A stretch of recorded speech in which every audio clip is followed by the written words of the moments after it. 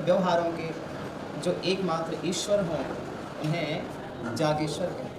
या हम जागेश्वर धाम आज आए हुए हैं। यह बुंदेलखंड की वसुधा में भगवान मानो विश्वनाथ ही अपने विशेष रूप में कहीं जटाशंकर धाम में विराजते हैं तो या बांदकपुर धाम में विराजते हैं। शिव जी के समीप रहने में वाराणसी वासियों को जो सुख मिलता है मानो वही सुख यहाँ आसपास रहने वालों को बांदकपुर धाम की सुखद सन्निधि में अथवा उनकी नेह छाया में प्राप्त होता है। यहाँ आना भाग्य की बात और यहाँ आकर के उनकी अर्चा पूजा का अवसर मिले ये सौभाग्य की बात है। हम आप अपने सौभाग्य को और श्रृंगारित करने के लिए उनके समीप पहुँचेंगे और अभिषेक की पावन विधा प्रारंभ होगी।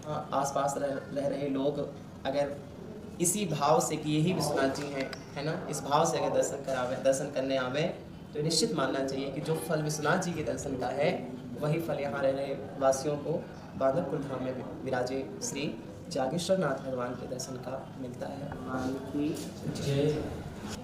श्री जागेश्वर नाथ भगवान की जय। इस क्षेत्र में तो विश्वनाथ जी के समान ही इनको माना जाता है। विश्वनाथ जी ही है, इस क्षेत्र के विश्वनाथ जी हैं। इनका जो प्रामाणिक इतिहास उपलब्ध होता है वह है 1711 से प्रामाणिक इतिहास है। अपने स्थान पर तो विराजमान है, वो पहले से ही है। उस समय दीवान बालाजीराव चांदोरकर मराठा उनका एक क्षेत्र बात करता था, यहाँ पर प्रायः वो आया करते थे। उस समय ये वन्य क्षेत्र हुआ करता था, जंगल था, तो भ्रमण के लिए आते। एकांत में यहाँ एक बावली है, एकांत में बावली में आकर के वो स्नान आदि करके, और जहाँ वर्तमान में जी महादेव जी विराजमान हैं उसके पीछे एक विशाल वट वृक्ष था। वट वृक्ष के नीचे वो भगवान शिव जी का ध्यान किया करते थे और ये उनका क्रम चलता रहता था। जब उनकी इच्छा होती तो एकांत में आके ध्यान करते। एक समय की बात है कि वो आए, उन्हें अपने घोड़ा को बांध दिया और भगवान का ध्यान करने लगे। ध्यान में ही देवाधिदेव महादेव ने उनके लिए कुछ ऐसे संकेत दिए कि जहाँ तुम्हारा घोड़ा बंधा हुआ है वहाँ हमारा शिवलिंग। उनकी आँख खुली, आश्चर्यचकित हुई ये क्या है, और घोड़ा वहाँ पर टाप मार रहा था, उनको और भी कुछ। ये सारी घटना जाकर के उन्होंने अपने जो वयोवृद्ध थे, उनके समाज के थे, सभी को बुलाया और अपनी जो आज की घटित घटना है बताई। सबने तय किया कुछ भी हो सकता है, यदि महादेव जी की कृपा है तो ऐसा करें कि वहाँ पर खुदाई कराया गया। थोड़ी सी खुदाई की गई, ऊपर का हिस्सा दिखने लगा। तो जब ऊपर का हिस्सा दिखने लगा तो सब विश्वस्त हो गए कि तो महादेव जी की बड़ी कृपा है, यहाँ पर भोलेनाथ विराजमान है। लेकिन अब सब लोग चिंतन करने लगे कि यहाँ जंगल है, जंगल में तो मंदिर बनवाएंगे तो नित्य नियम इत्यादि की पूजन की व्यवस्थाएं जो हैं वो विधिवत संपन्न नहीं हो पाएंगे। और ये विचार करके तो सबने एक निर्णय लिया कि ऐसा करते हैं, दमोह में एक मंदिर बनवाएं और इसके बाद में अपन महादेव जी को जाकर वहाँ स्थापित कर लेंगे।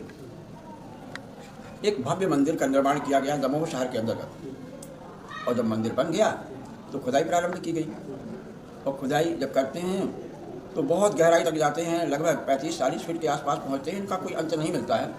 तो विवश होकर के फिर यहाँ पर खुदाई बंद कर देते हैं। यहाँ मंदिर का निर्माण प्रारंभ किया जाता है। तो वहाँ पर राम जी की स्थापना की गई।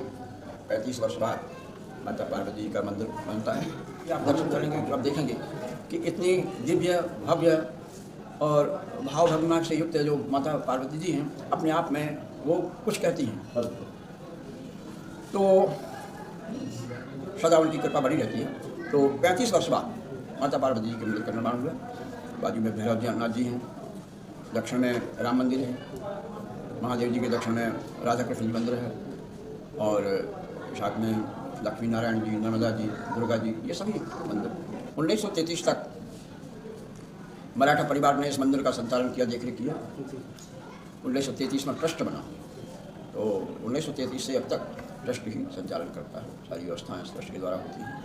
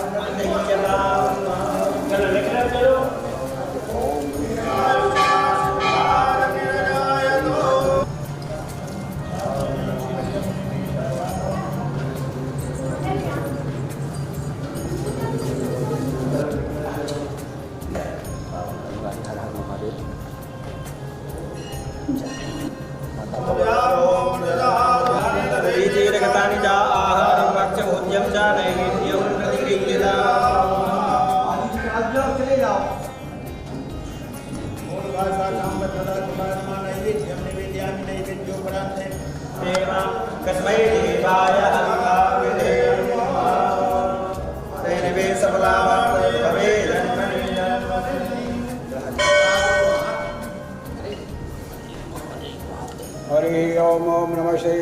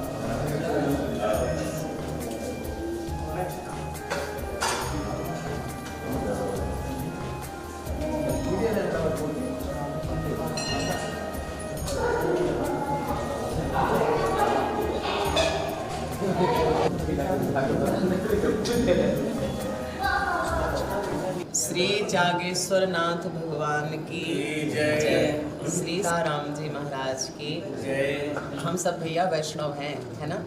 पर वैष्णवन में भी जिनने वैष्णवों के विभव का विस्तार किया है, कौन? हमारे शिव जी। वैष्णवानाम यथा सब, है ना। जाई से कहें कि राम जी में और शिव जी में कोई अंतर ना है। रामेश्वर शब्द प्रायः लोग श्रुत होंगे, सुने होंगे। रामेश्वर शब्द का समासद्वय जब करते हैं, दो समास करते हैं। प्रथम तो ये कि राम जी के जो ईश्वर हैं, रामस्य ईश्वरः षष्ठी तत्पुरुष, कौन? शिव जी, है ना।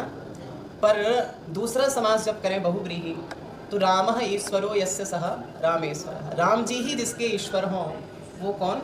हमारे शिव जी। मतलब शिव जी के ईश्वर कौन हो गए? राम जी। और रामेश्वर कहें, षष्ठी करें तो राम जी के जो ईश्वर हैं वो शिव जी। तो भैया ये हम नहीं कह रहे, श्री गोस्वामी जी ने भी कवितावली में कहो है, सेवक स्वामी सखासिय भी के। शिव जी क्या है? तो कहा कि सेवक हैं, फिर भी संतोष नहीं हुआ तो बोलती है नहीं स्वामी भी हैं, और इतने में भी संतोष ना हुआ तो बोले तीसरा संबंध भी है क्या, तो बोले सखा भी हैं। जब अयोध्या की अवनी में उस पर ब्रह्म का अवतार होता है तो शिव जी सन्यासी का वेश धारण करके यद्यपि माताओं के समक्ष दिखते हैं, पर कई बार उस दशरथ जी के अजिर में दोनों सख्य भाव से क्रीड़ा करते हैं, है ना, वो भी देखा गया है स्वरूप। आज हम लोग अपने भाग्य पे अगर भावुक भी हों तो भी कम होगा। जागेश्वर धाम के इस पुनीत परिसर में पहुंच करके उनके सौभाग्य संवर्धिनी सन्निधि में बैठ करके और हम लोगों ने अभिषेक आदि विधाएं जो है संपन्न की। हमारे यहाँ के प्राचार्य जी विराजे हैं, आप प्रबंधक जी विराजे हैं और श्री शुक्ल जी विराजे हैं। अन्य यहाँ के कार्यकर्ता जन प्राधान्य रूपेण जो है श्री प्रबंधक जी और उनके समस्त जो है समीपवर्ती जन जो भी उनके बालक आदि अथवा आचार्यगण उनके आश्रय में विराजते हैं, सबके खूब एक अपनत्व भरे आश्रय में हम लोगों ने इन विधाओं को पूरा किया। श्री सीताराम जी महाराज सबन पर खूब अनुग्रह करें, है ना, सब विश्वनाथ जी के और श्री सीताराम जी के अनुग्रह से अनुकंपित हों, अभिवर्षित हों, यही प्रार्थना है। और भागवत जी का सत्र अभी चल ही रहा है, तो आज पुनः तृतीय दिवस के सत्र में हम लोग वहाँ पर मिलेंगे आप सबसे। सबको खूब शुभाशय मंगलाशय, आभार सबका। श्री सीताराम जी महाराज की जय, सरकार की जय। ओम स्वस्ति न इंद्रो वेदद्रवाः स्वस्ति नः पूषा विश्ववेदाः स्वस्ति नस्तार्क्ष्यो अरिष्टनेमिः स्वस्ति नो बृहस्पतिर्दः। जब संभव हो, जब अवसर मिले आइएगा आप सब, आइएगा।